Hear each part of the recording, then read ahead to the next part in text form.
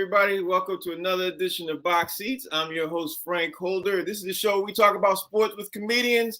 And being it's the day after Thanksgiving, we got a lot of sports to talk about because yesterday was Thanksgiving. And of course, it's NFL Thanksgiving. But there's a lot of stories other than that to talk about. So let's jump right into it.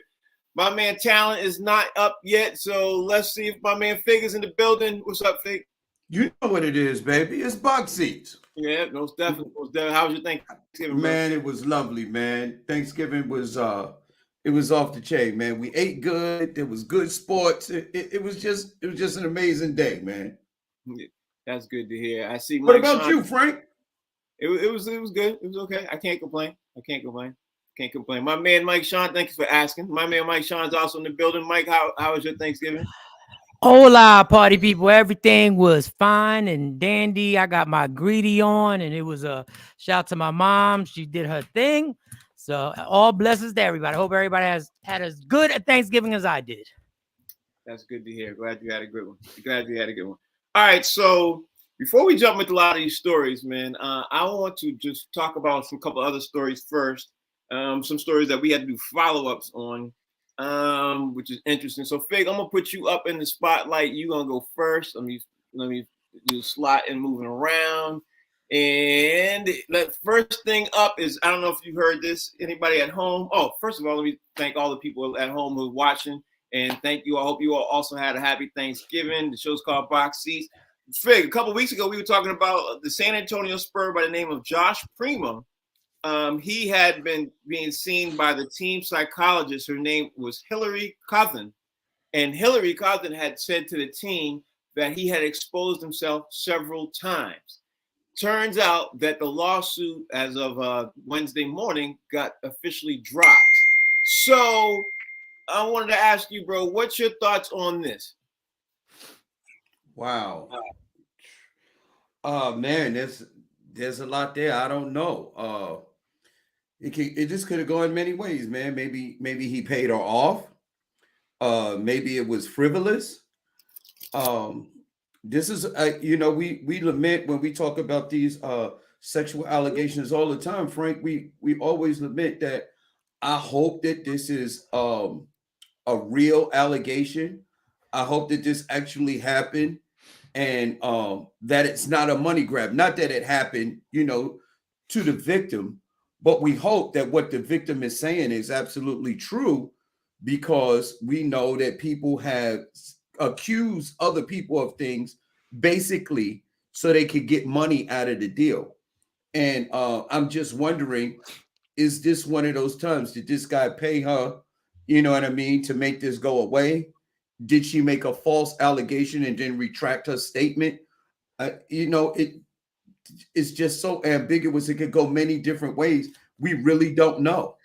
Yeah, the thing is, though, Fig, is that the charges were dropped on a civil matter, but because she filed it like that anyway, it looks like the charge is going to move forward in a criminal matter. So either way, he's still got to handle this one way or the other. Let me ask you, Mike, do you think that this is, you think she got paid off? Let's put it bluntly. You think she got paid off and trying to make it go away now? Because I think so. I mean, I don't, lawsuit got she's a therapist, correct? This is going. They were going she's through the therapy. Team therapist. She's not just a therapist. She's the team therapist. I don't think he could pay her off. I think the only people who could, if we're going by that theory that I don't know is true. This is all alleged. I think the team paid her off. I don't want to say. It would be the team that could have, and they didn't have to pay her off. They could have just asked for a favor and been like, then maybe there's going to be a salary raise. So I guess it's still a payoff or something like that. Now, when they said he exposed himself, did they say what he exposed? Is that in the report? Yes, he exposed his genitals to her, according to her, over 7 times. Now, maybe I'm going through all the ways. She could have made up a story. I don't think a therapist would risk her job with the San Antonio Spurs, which is a pretty high profile job, and just make something up. Is it possible? Anything's possible. Is he really mentally in a state where they've decided, another therapist may have looked at him like, there's something really wrong with homie. And maybe they were like, this wasn't something that it was done being sexually aggressive, of more of a mental illness. And maybe that's why she was like, okay, I'm going to fall back because this is really a mental illness. Wasn't about him being a sexual predator. They're like so many different, until they tell us the exact story, there's no way for us to actually fairly give a judgment or an opinion on this, because it's so bizarre that an NBA player who's not a superstar, so he's not been given the privilege that the superstars on the team have been given. He knows one mistake and he can be out of there. So maybe there is a mental illness here where this guy was really he was really snapping during these therapy sessions. I don't know. I honestly don't know. You bring up a lot of great points, and we can talk about that for another 15 minutes, I'm sure. And I would like to talk about it more, but there's other things that we have to talk about. Another big thing, Fig, I'm gonna bring you up for this one, man, to talk about is Jerry Jones is in the news because the Washington Post published a story of a photo of him that was taken in September 9th, 1957, the day 6 Black students were supposed to attend North Little Rock High School, 5 days after the famous Little Rock 9 episode, for which President Dwight Eisenhower sent federal troops to safely transport 9 Black students into Arkansas Little Rock Central High. Jerry Jones's high school was roughly 4 miles away. Listen, the picture came out. I've been seeing it on social media for a lot of times, Fig, in the last 24 hours. What really upset me, Fig? This is what really upset me, and it wasn't the fact that he was in the picture, because I'm not surprised he's a racist. I'm not surprised about that at all. What really upset me, Fig, was the fact that Stephen A. Smith got up on First Take this morning and defended him, telling him because he was my friend and everything. Meanwhile, he did that right immediately after he was pushing his book. And I don't know if you saw First Take this morning, but I've never in my life been more appalled at anything in my entire life watching a sports program in my entire. Now, mind you, maybe I'm taking a little bit too far. Some of his points he brought up, he was 14, 15. I don't care what nobody says. When a person is 14 or 15, they have an idea of what's right and wrong. You know what I mean? They have a general sense. Yes, they're young. They have an idea of what's right and wrong. And I think as a 14-year-old, he had a general sense of what was right and what's wrong. Yes, he was probably standing there, but he also knew what he was standing there for, in my opinion. I don't put words in your opinion, and I know you're known as Fig X on the show, but I'd be really interested to hear what's your opinion when you saw that Jerry Jones was there, and on top of that, Stephen A. Smith is defending him with the rest of the people on First Take. What's your take on that? I think it's funny that you said Fig X, and I know I'm going to go left field with this, but please. I sort of agree with Stephen A. Mm-hmm. This man is 80 years old now. Mm-hmm. And you had to go back as far as 57 to find something that he did. What happened in the 60s? That was during the civil rights movement. Why couldn't we find a picture of Jerry Jones doing something at that time that was negative towards Black people? I'm not saying he's not a racist. I'll say it to you this way. You would find it hard pressed to find a Caucasian in America that doesn't have some racist tendencies. Not prejudice, not hatred, but racism is something else. Racism is a system, and it's economics. So you'd find it hard pressed to find a white person in America, Caucasian in America, that's not racist. All of that said is that I don't like judging people over things that happened 10, 20, 30 years ago, because people change every day. If you're the same person today that you was when you 15, 16 years old, you need to be seeing somebody because you have a serious issue. You have a mental issue. There's something wrong with you. You haven't progressed. You haven't evolved. This man is 80 years old, and you found something that he did when he was possibly 14, 15.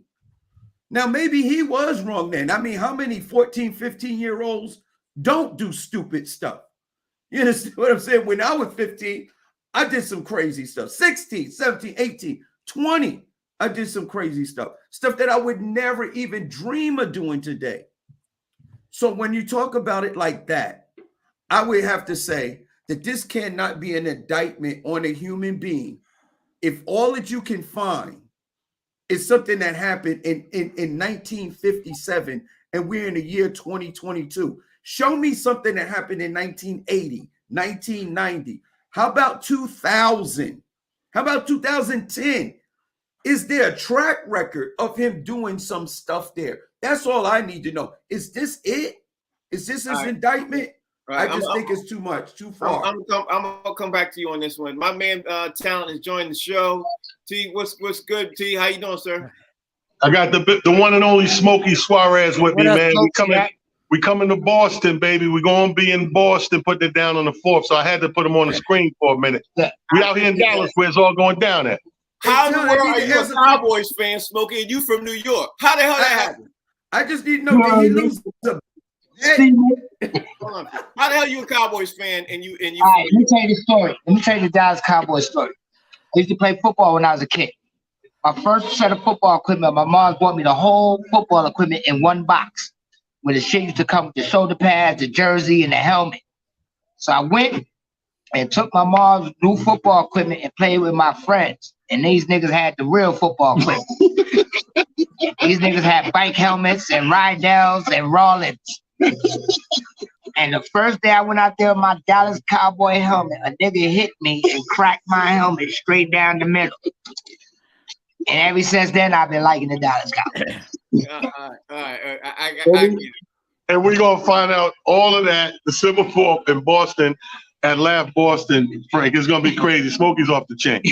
I already automatically know that. So T, I got you on the show right now, man. I hope you had a happy Thanksgiving. We're in the middle of talk about this Jerry Jones situation, but let me throw up Mike first, and then I'm gonna have you okay. talk about it. Mike, talk to me. Tell me about your thoughts on this Jerry Jones situation, bro. I will judge Jerry Jones exactly how we are judged. Our past is brought up all the time. When there are people who are going to jail right now for being part of the Holocaust, there are still people who are being caught and tried for what happened during the Holocaust.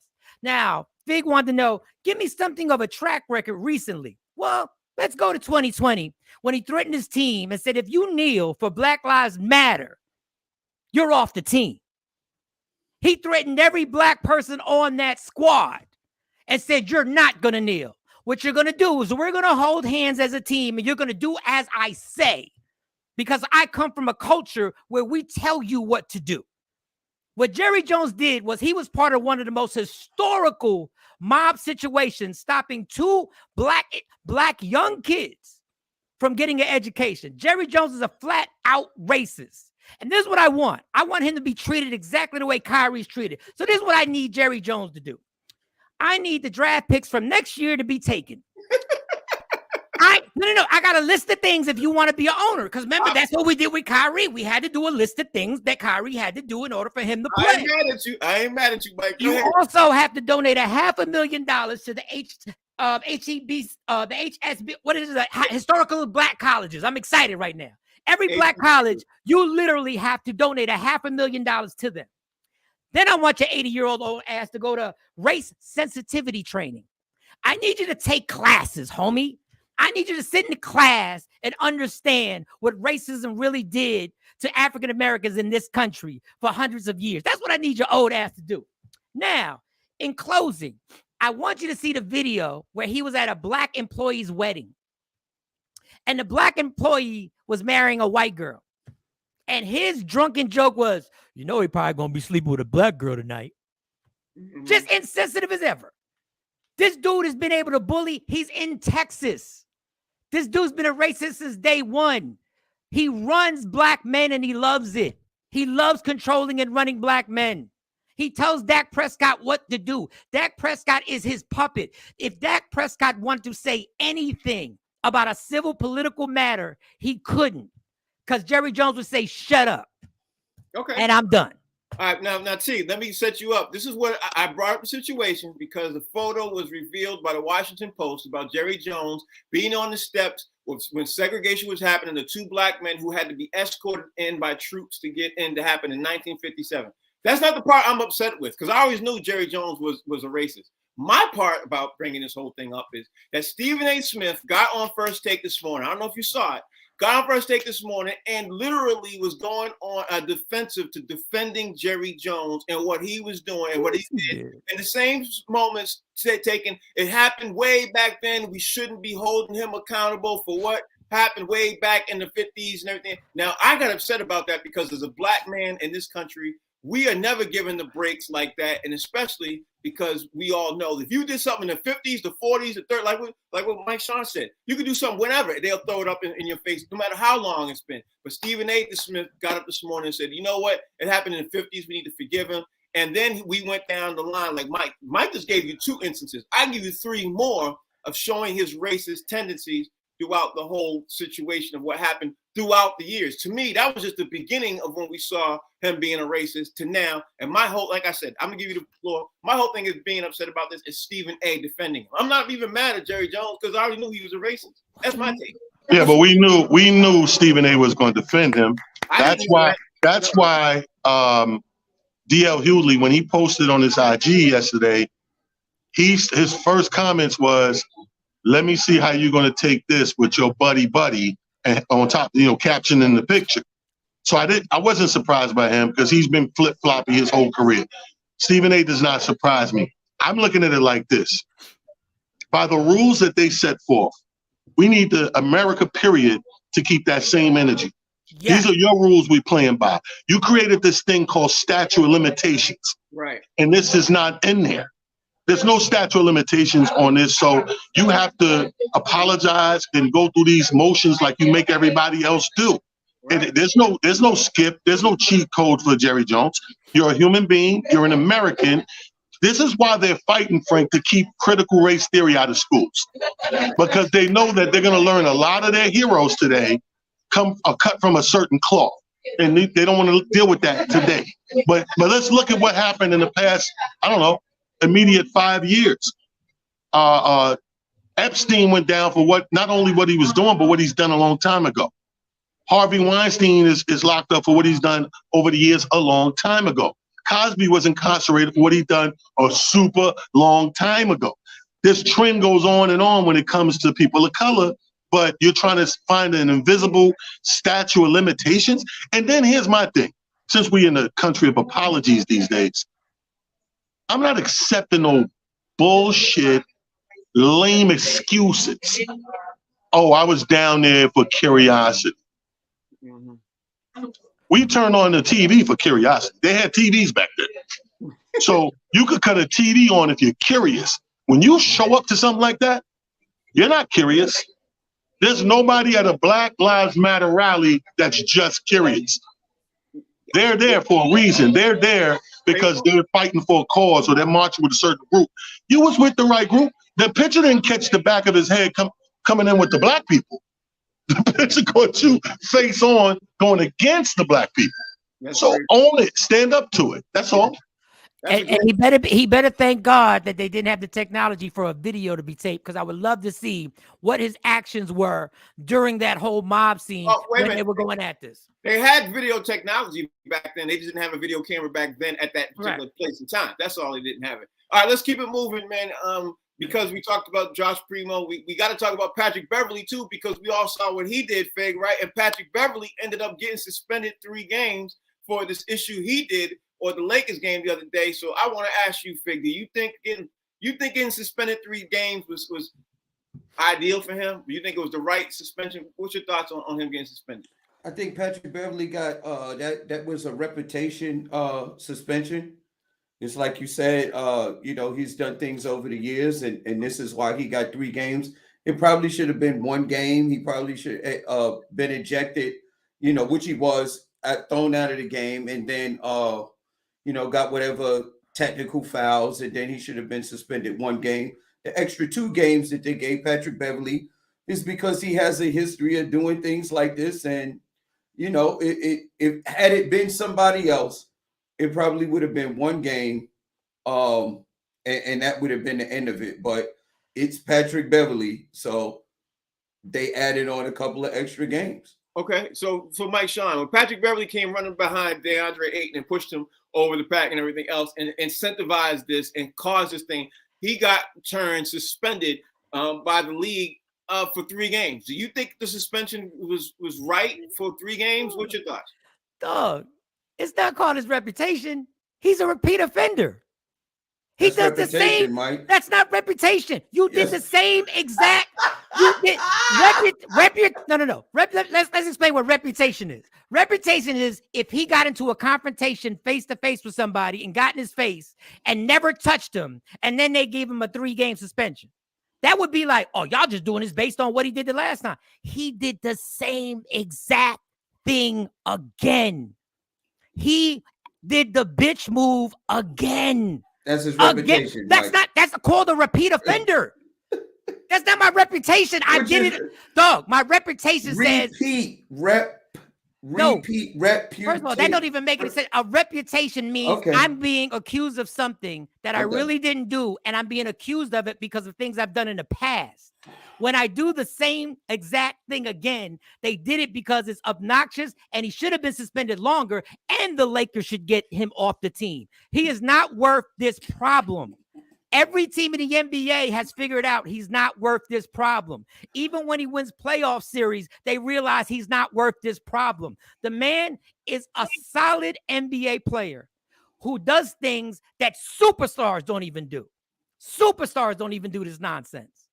He's a nuisance. He's embarrassing. And the thing is, if you want to be a man about it and you that gangster, wait till the dude turns around and do it while he's looking dead at you. The most cowardly thing to do is punch somebody from the back or push somebody like he's done to Chris Paul, and the guy from the Phoenix Suns. This is embarrassing, dog. I would have suspended him for 5. If I'm the Lakers, I'm moving him as we speak. Okay, all right. Give me your picks so we can then talk about the NFL games that happened yesterday. Give me your thoughts on this Patrick Beverley situation. I mean, yeah, he should be suspended. I agree with Mike. He does things above his pay grade, excuse me. He does things way above his pedigree and pay grade because he does it like he is Draymond Green. Right. We let Draymond do what he do because he has the accolades. He has the body of work where you can say, you know what? He's reached that superstar level. He's played at that level. He's that type of intricate part of his team, which is a championship team. All right, we're going to smack you on the wrist. We're going to suspend you, tell you to cut it out. But we understand how far we can go with it. Patrick Beverley, however, as much as we appreciate his work ethic, you're not at that level to do the things that you do. So to me, the suspension is kind of warranted. And hopefully clean up his act a little bit, especially this tenure in his career, man. He should be thinking of just going out solid and consistent and riding the wave, man. Right? Created a name for yourself, a little something as a defender and a solid player, and just be that.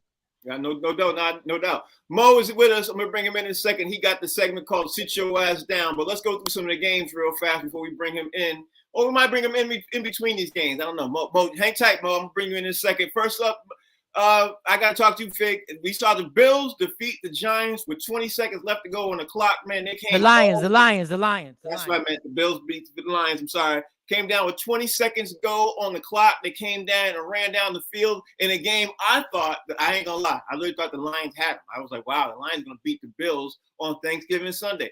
Talk to me, Fig. Was you surprised more about the Bills' comeback? Was you or the Lions, the way the Lions handled last couple of minutes of the game? Whatever. Just tell me what you thought about this game. You know, it was both, man. Nobody expected the Lions to be able to play the Bills toe-to-toe like that for 4 quarters, and they actually did. But then again, it's one of the biggest days of football that we have in this country on Thanksgiving. That's like, one of those days. As a matter of fact, the Lions have a history of playing on Thanksgiving, man. The fact that they could go toe-to-toe with the Bills, who everybody has projected to go to the Super Bowl, except for these last couple of losses where it looks like they have a kink in the armor. I mean, it was it was surprising to see the Lions be able to do that. And then, where everybody's saying what's going on with Josh Allen, for him to be able to pull that game out after it seemed like they had already lost it was just indicative of their season and what the Bills have been doing. Bills Mafia stood up and they did what they were supposed to do, man. That was really big. And on the road, on a holiday. and a short week. Yeah, All of that put into consideration, man. It was just overall, it was a fantastic game, and I loved it. Okay, so let me throw it out there with you, Mike. Mike, was you more surprised with the way the Bills came back and won? Was you more surprised that the Lions went toe-to-toe? What was your biggest surprise during this Bills versus the Lions game that came out with the Bills in victory? I wasn't surprised at Detroit, honestly. I mean, if you look at what they've lost about 4 or 5 games by one possession. Right. Literally by one possession. What I'm surprised at, like, I have to go to the classic Herm Edwards, you play to win the game. You have a minute and something left on the clock. Right. You have the freaking ball and you have all your time outs. And Dan Campbell decides to play for a tie. Your team has busted their ass for 3 straight weeks. They won 3 straight games. They're on the verge on national TV in front of the whole country to have a shot to go down and win the game. And you decide to say, we're just going to go for the tie. You know how much time is left on the clock. Josh Allen has got 45 seconds or whatever left on the clock. Haven't we seen it all season long? Yeah. You got a great quarterback. Josh Allen is guaranteed to scramble at least once for 15 yards and probably twice for 15 yards, which is going to get you in field goal range off the door. When they kicked the field goal, I said they lost. It's over. And I felt bad for Detroit because they had the chance. If they win that game, it changes the whole perception of the team. And the team's like, we beat Buffalo. Who can't we beat? You know what, Mike? You made a great point because on the punt, when you get the ball, you start at 25. Josh Allen scrambles for another 15, 20. Now you're at the 50. All he got to do is make one completion. And That's it. That's all you got to do. All you got to do. It's all you got to do. T, talk to me about this game when you saw the line. Like, I ain't going to lie. I thought the Lions had this game, but the mismanagement in the last minute. This is what I just watched with my Jets last week. I told y'all, play calling, running the clock at the end of the game. Go call Andy Reid. Andy Reid will tell you conservative football gets you nowhere. How many years have we watched the old Andy Reid, whether he was in Philly or KC, do what he do, get all the way down to the playoffs and blow it by getting conservative in the fourth quarter? These guys did the same thing I complained about coaching on my Jets last week. Same exact thing. You got control of the clock. You got your timeouts.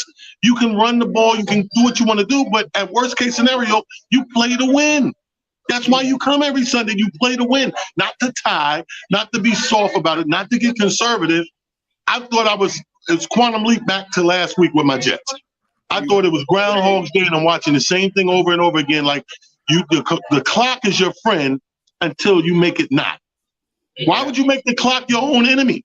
And Detroit was looking really good yesterday, bro. I don't know if this was the best Thanksgiving collectively with all 3 teams, but damn near got to be close. But I tell you one thing, this was damn near the best Detroit showing I've seen in God knows how long.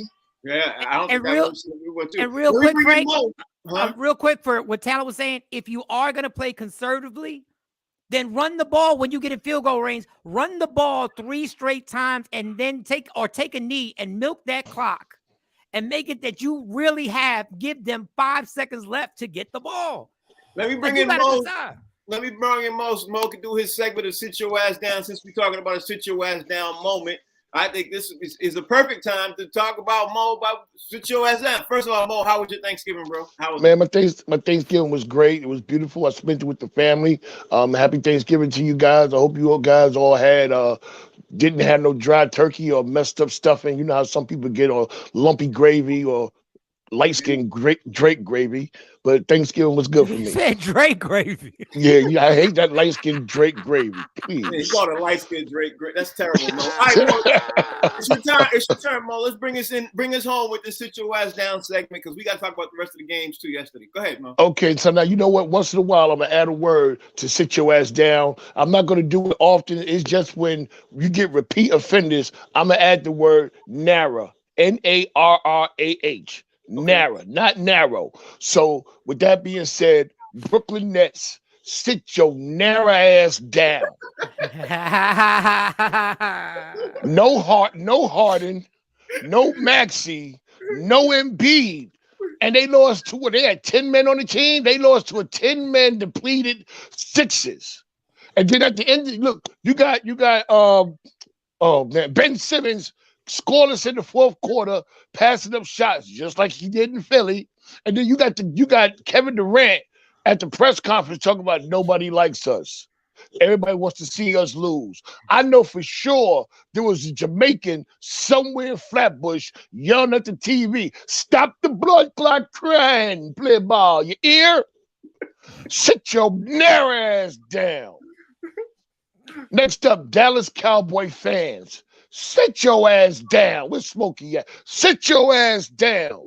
Y'all, just because y'all think y'all beat a wounded Giants, y'all think y'all gonna win the Super Bowl. This is the only team in the league. Every time they win a game, they gonna win the Super Bowl. They win the preseason game, they gonna win the Super Bowl. Sit your ass down. You can't play like that against the Niners or Philly. You got 17 penalties for 86 yards. That's almost double what the Giants had. Man, come on. The Cowboys have much chance as winning the Super Bowl as Herschel Walker got as being invited to the BET Awards. Sit your ass down. Zach Wilson of the New York Jets. Sit your ass down. Well, he did. He did actually. He did. No, hold on. No, he didn't sit his ass. The coach sat his ass down. When asked by the press, "Do you feel responsible for letting down his teammates?" He gonna say no. And then the coach benched him. After the press conference, he walked on stage like he was singing Bobby Brown. "It's my prerogative. It's my prerogative." When the coach benched him, he was sitting back singing Brandy. "Sitting up in my room, back here thinking about you. I must confess, I'm a mess for you." Sit your ass down. Last but not least, because last week I said, why are we talking about the Lakers? Nobody talking about Minnesota. I think it was Mike. Mike said nobody talks about Minnesota. Well, today I'm talking about Minnesota. Rudy Gobert, sit your ass down. He gonna talk about fans booing him at a home game. First of all, you better be lucky you just in Minnesota. You ain't nowhere else. You need to stop sounding like you are an emotional cripple, Rudy. Come on, man. Sit your ass down. You and Gobert, you and Towns got to figure out how to keep the team stable when each one of y'all is off the floor. I thought he was going to start a rally. Timberwolves Lives Matter. Sit your ass down. Listen, keeping with Thanksgiving, I would tell Rudy, don't mess up the potato salad and then get mad when people look at you after they eat it and saying sarcastically, "Who made the potato salad?" Sit your ass down. That's my segment, y'all. Peace. That's Mo Smith with the "sit your ass down" segment. I like it, Mo. I like it, Mo. All right, we got to bring up Fig, Mo. Don't go nowhere. Hang in there. We're going to bring you. Yep. My man Fig, man, we got to talk about the Cowboys defeating the Giants on obviously Thursday. We got to bring this up because there's talk coming out this morning out of New York with people saying that the Giants should think about replacing Daniel Jones, man. I don't know if it's that serious to me. I think the Giants still play competitive football. Do you think that what's your thoughts about the game, first of all? What you think? Man, the game was I thought the Giants was playing them pretty good until, it gets to the second half and the fourth quarter. That's where the championship pedigree kicks in and stuff like that. And again, in every sport, you need stars if you're going to win. You need playmakers. The Giants don't have any playmakers, and they really don't have any stars. You can't just put all your stuff on Saquon Barkley and then not have a line that could block for him and get open lanes for him to be able to run and do what it is that he got to do. The Dallas Cowboys in the second half dominated the line of scrimmage, and that's why they ended up winning. And you can't throw the ball at his feet. You can't throw the ball at Saquon Barkley's feet. Well, yeah, but hold on. But now, Frank, in all fairness, he was hurried No, I know. because he had defenders in his face. Yeah, he So if was. you got an offensive line that can block for him and give him 2 seconds to get the ball off, then maybe he could throw an accurate pass. I'm not knocking him and everything else because I am. They playing a whole lot better this year than I thought they would. So I'm not even mad at what the Giants are doing. So the Giants are still in playoff contention. Mike Sean, what's your take on the Cowboys defeating the Giants? And what's your thoughts on the game?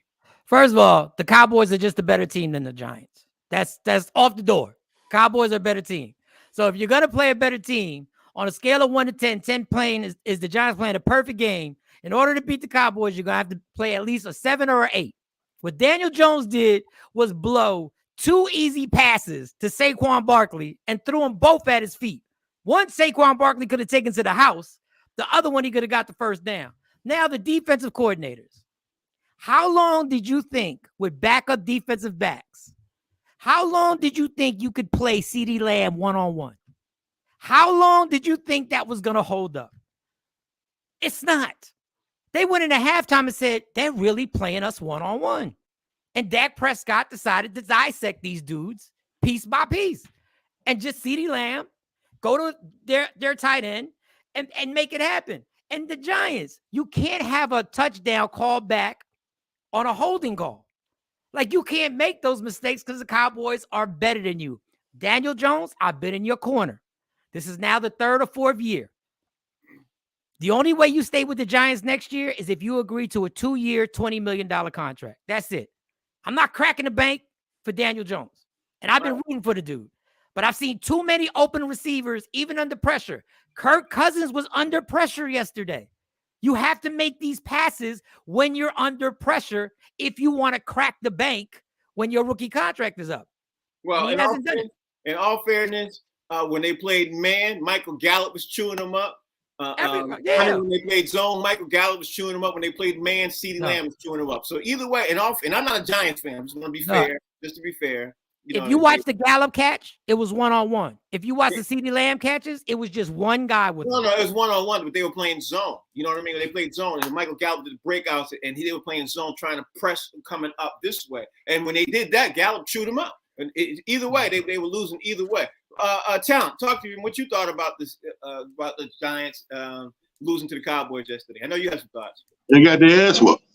Yeah, you come over down here. Everything is big in Texas. Even ass whoopings.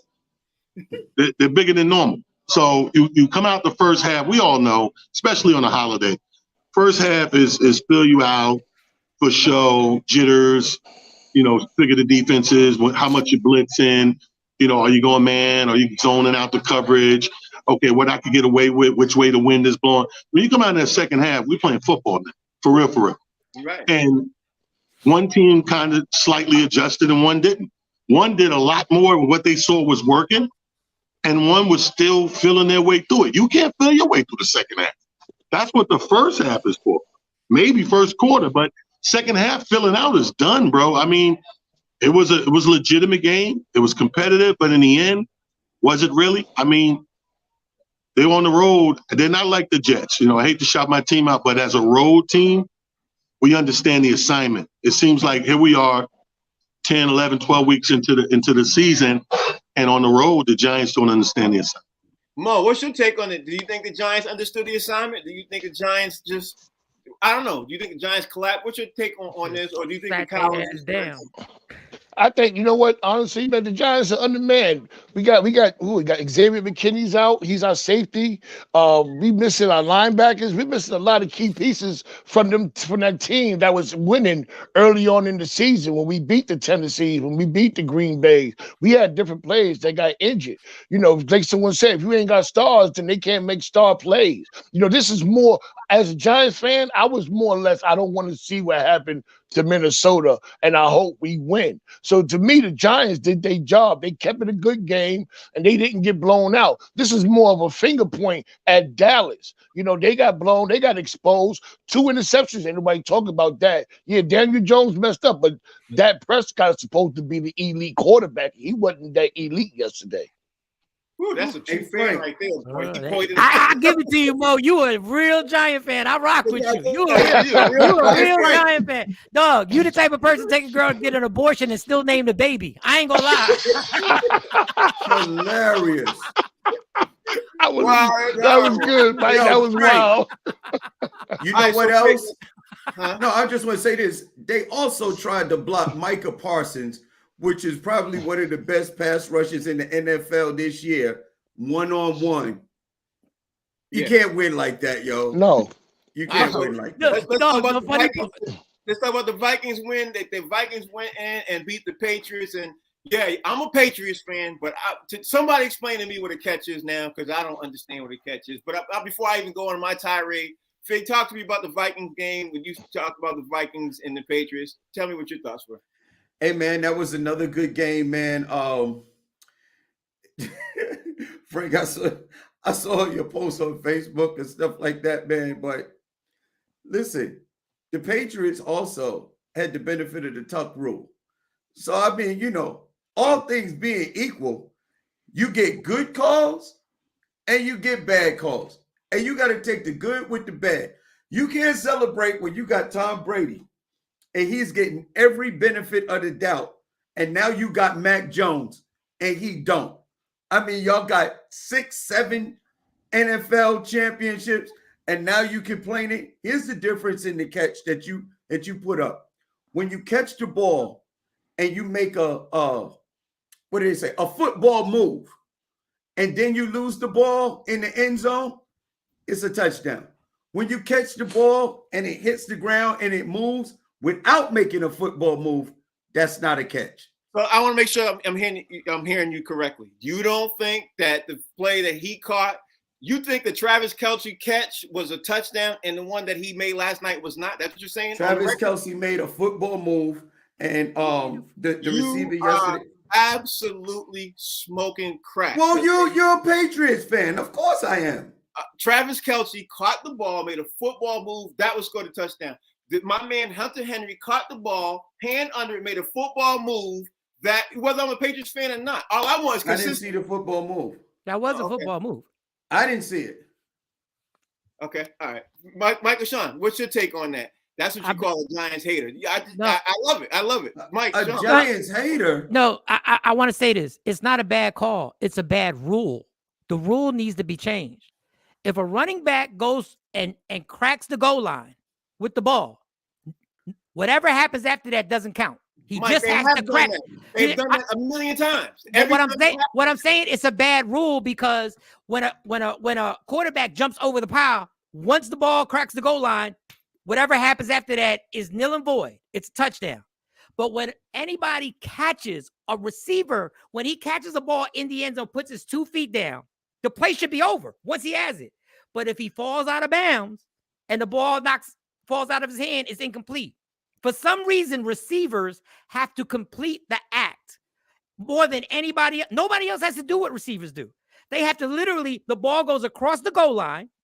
Then they have to control the ball, make a football move for it to be a touchdown. The rule needs to be changed. When the ball crosses the line, either change it for everybody. You have to keep control of the ball after you cross the goal line. See, Mike, It's the rule that's bad. Mike, I'm not even disputing what you're saying. All I'm saying is consistency. Because when Travis Kelce caught the ball, he put the ball across the line, right? Just like how you said. Yeah, you're right. Fell down, dropped. That was a touchdown. The exact same thing happened last night, and it was. That's all I'm saying. I want consistency. But That's what all I'm I saying, if you change the rule, you take it out the official's hands. Once the That's ball true. crosses the line, it's done, and we ain't got to be subjective on what official decides is a move, not a move. And the funny part is you can't even challenge. I don't think you can challenge that. No, you can't. You can't. Let me see. T, the Vikings are now 9-2. Talk to me about what your take is on the game. I know, right? You know, I told you I needed the Vikings because that's my sleeper team I picked early on. So they needed to do exactly what they did. You know what I mean? So they came up, they showed up, showed out, and got redemption from that again, Texas ass whooping that they took. So they got redemption. I thought the game was dope. But I'm with Mike. There's an inconsistency with the rules of the game. Because there was an instance, you know, in end zone where both toes got down. Once the toe gets down, I know what you what talking does the about. heel got? The heel ain't got nothing to do with it. The 2 toes got down. That's your 2 feet right there. And if on the way falling out, my heel hits down. I didn't understand that at all. That's inconsistency in breaking the plane. I'm in the end zone. I done broke the plane like a mug.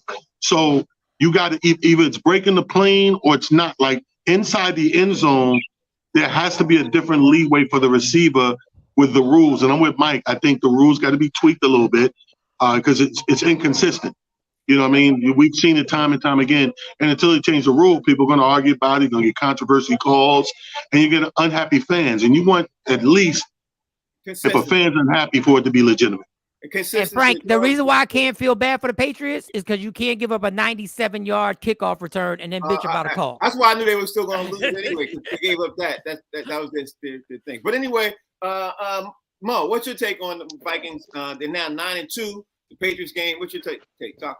Yeah, I'm with Mike too. It's a bad rule, and I'm glad he brought it up. We always you sitting here talking about if it's a catch or if it's not a catch. Every other game we talk about the wins and losses. They lost because they just didn't win the game. Mac Jones looked like a deer in headlights. They gave up that punt return. There was somebody singing Grand Poobah. What goes around comes back around again. All right, that's where I'm at with it. I ain't, I ain't a big Patriot fan. Listen, y'all had enough of y'all's. It's time to join the rest of the league now. You got to wear your chain out now. You ain't a billionaire no more. Okay, all right. I understand. I understand that. I get it. All right, let me. You know what? I should have fixed all my post yesterday. I'm gonna throw it out to him so he can talk about it because I did post something last night, man. I wanted to ask all you guys this because the Aaron Rodgers situation is getting ready to happen. I think it's opened up the door for Jimmy G. Fig. I posted this on Facebook last night, and it was my thought. I was thinking that, and I wanted to. It's my Pelican brief. I want to end the show with my Pelican brief. My Pelican brief is this: Robert Saleh, who's now the coach of the New York Jets, is putting together an amazing Jets team. He is putting together a Jets team that you wouldn't believe, right? The Jets team needs a quarterback. My Pelican brief is this. I could literally see Jimmy G signing with the New York Jets at the end of this season because no matter what happens to San Francisco 49ers, okay, they could win a Super Bowl. The 49ers are getting rid of Jimmy G. And the New York Jets, guess what, y'all? If y'all are watching this, and I hate the Jets, but the Jets have money to pay a QB. I could see Jimmy G, because he came from San Fran, Robert Saleh came from San Fran, I could see them both landing with the New York Jets. Talk to me. You think I'm tripping, Fig? What you think I'm smoking? You agree? Where you at on this? Well, everything you hit all the major points, Frank. The Jets are not happy with Zach. And my man looks really good, man. Jimmy G looks really good as a quarterback. And I'll just say this. If he ends up on the Jets will be absolutely amazing if he's healthy. And they have the same team that they are presently constructed with now, with a quarterback of the caliber of my man Jimmy G. The Jets will be not only like this year they're a surprise. Next year they won't be surprising anybody if they get Jimmy G. And last but not least, if San Francisco lets go of Jimmy G after everything that this kid has done prior and this year, they deserve exactly what they get. They're going to get it, too. They're going to get it. Mike Sean, it's my Pelican brief because of the simple fact being that they have money on the table. Jimmy G is going to be out the door no matter how you shape it up and everything else. And I forgot about Robert Saleh being the defensive coordinator over at San Francisco. The Jets have the #1 defense in the league right now as we speak. This morning, they got #1 defense in the league. They lost the entire locker room last week with what's his name? Zach Wilson. They lost entire and Robert Saleh is building something over there in New York. What's your take? What do you think? Jimmy G will take another salary cut before he goes to the Jets.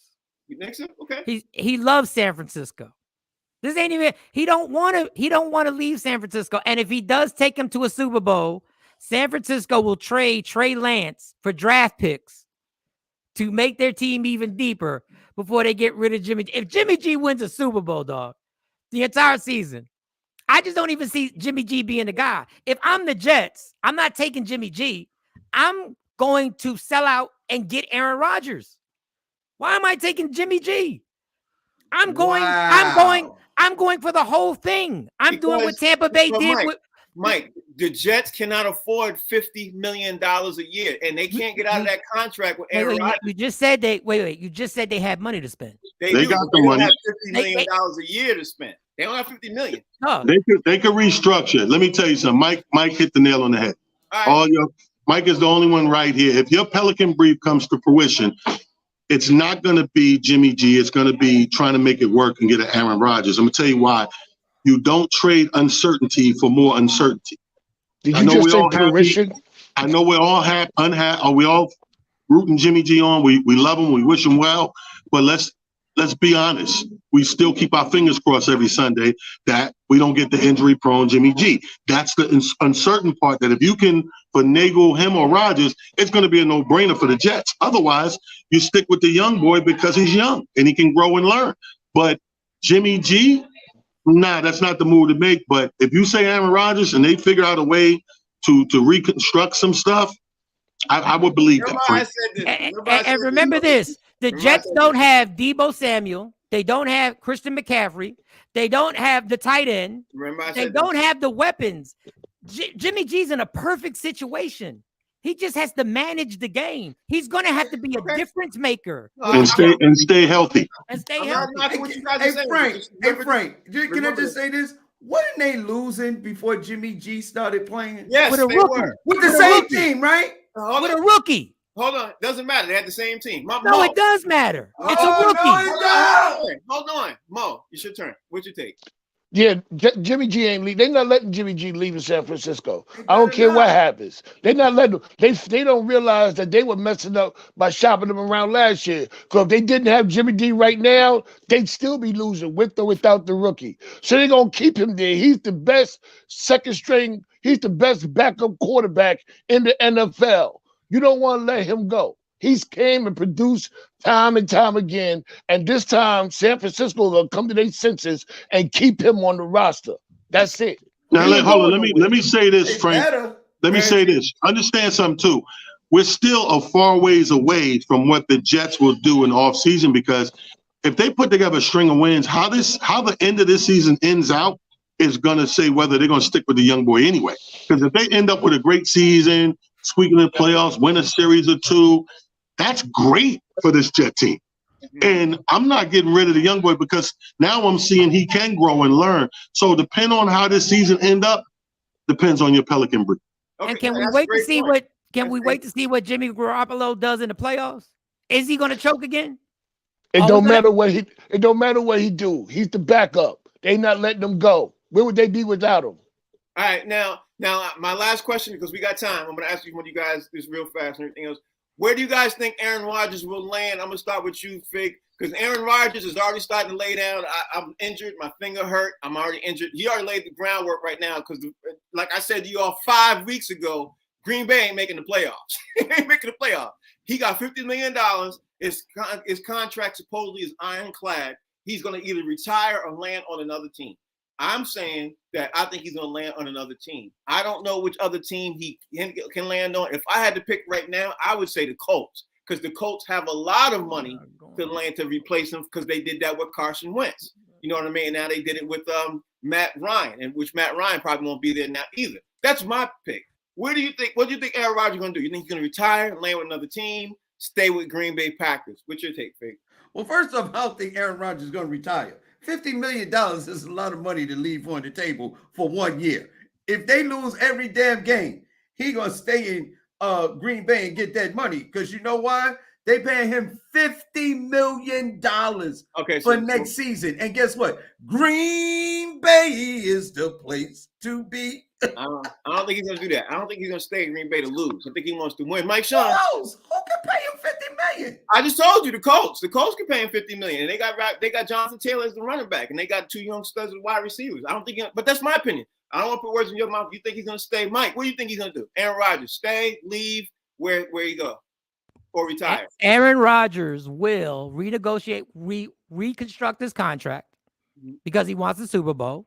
He will go to the 49ers, and that's when Jimmy G will be released, and Trey Lance will be either the backup or get traded. But the 49ers are going to make a run at Aaron Rodgers. And if they do, the NFC is going to have a big problems on their hands. Big problems. I don't know about 49ers if that'd be the spot. There's a lot of money there. Too many superstars. He's not going to the Colts. He's not going to the Colts. I'm just saying, the 49ers just paid Deebo Samuel a huge amount of money. They just paid Christian McCaffrey's huge amount of money. And now you're getting ready to say they're going to take Aaron Rodgers. There ain't no restructuring in the world for him to pay from way up here to go down there. 49ers ain't going to be it. Talent, what's your take? But you know, I can't take it away from you. But Talent, what's your take? Who you think going to land at? Well, I tell you, I think we restructured in New York. We did it with Brett Favre. This is a little shuffling, a little more shuffling. But I think the Jets do have the capabilities financially in pieces to put this thing down. I agree with Mike. I can't see the Colts at all. I can see San Fran before I see the Colts. But there's a handful of teams out there he can go, bro. Like, he's Aaron Rodgers. Like, don't be surprised he end up in Las Vegas, bro. With Carr stinking it up. Don't be surprised. My second team would have been the Raiders, because the Raiders will have the cap money to get rid of, even though they're cash strapped. They will have to be able to do. They'll be able to cut some players to make that happen too. Mo, where you see him going? Mo, you see him going? If he leaves, it ain't about who he can play for, because we know he can play. It's about who can coach him. And there's only one person in the NFL that can swoop in under everybody's nose and coach him and get him and convince him to take short money for a ring. And I hate to say it, it's Bill Belichick. I see him swooping in. Imagine him coming in right now and being on the Patriots. He's the only person that can coach him in the NFL. Nobody else can. Who can coach Aaron Rodgers? That's a great point. That's a great point. And I made that weeks ago. My only problem with that is he'd have to come in for peanuts, and money's the problem. Because the Patriots don't pay nobody. Yeah. But they get him. The Patriots have $100 million free coming up next year to do a lot of things, but they got to re-sign a lot of people to make that work. We get ready to roll up out of here because it's Friday. And T, look like you somewhere. Where you want to be at? Where you at, T? What's going on? I'm in Dallas. I tell you, I'm right here where we went down. We went down tailgating party yesterday and everything. So I'm here where the action was for Thanksgiving, brother. Working here tonight. We're out here by the airport at the Marriott. Got the big show tonight. We got the all-black party tomorrow, the pool party Sunday. So there's a whole weekend of things. Go to follow me on the gram, Talent Duck Comedian, and holler at your boy Support. Okay, there it is. Fig, what's going on? Man, I'm in Piscataway, New Jersey tomorrow, man, doing the damn thing. It's going to be off the chain. So if you in New Jersey and not in Dallas, Texas with Jerry Jones and Talent, you come on to Piscataway, New Jersey and get some of these jokes with myself, Kenny Williams, and Marshall Brandon. We're going to be setting it on fire. Mike Sean.